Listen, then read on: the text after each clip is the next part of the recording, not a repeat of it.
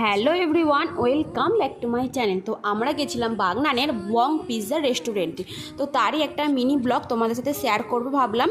তো চলো শুরু করা যাক। আর এই যে আমার হাজবেন্ড আর আমার পুচকুটা বসে আছে, তো কিছু ছবি তুলে নিচ্ছিলাম প্রথমে। এই রেস্টুরেন্টের আকর্ষণীয় জিনিস হলো একটাই, পুরো রেস্টুরেন্টে ট্রেনের মতো করে সাজানো। আমার তো খুবই ভালো লেগেছে, যেন মনে হবে ট্রেনের ভেতরেই আমরা বসে আছি। এসি টিভি সবই আছে এবং খাবারটাও যে আমাদেরকে সার্ভ করা হবে সেটাও ট্রেনে করেই আসবে। তো চলো তোমাদেরকে দেখাই কিভাবে আসবে। এই যে দেখো, আমরা খাবার অর্ডার দিয়েছিলাম, সেটা ট্রেনে করেই দিতে এসেছে। আমরা প্রথমে অর্ডার দিয়েছিলাম ক্রিসপি চিকেন এবং ওটা দিয়ে প্রথমে ট্রেনটা চলে গেছিলো। তারপর আবার আমরা অর্ডার দিয়েছিলাম মিক্সড ফ্রাইড রাইস আর হংকং চিকেন। তো দেখলে কি সুন্দর করে ট্রেনটা আমাদেরকে সার্ভ করে দিচ্ছে। তো আমরা লাস্টে অর্ডার দিয়েছিলাম একটা আইসক্রিম, সেটা হলো ম্যাঙ্গো রসমালাই।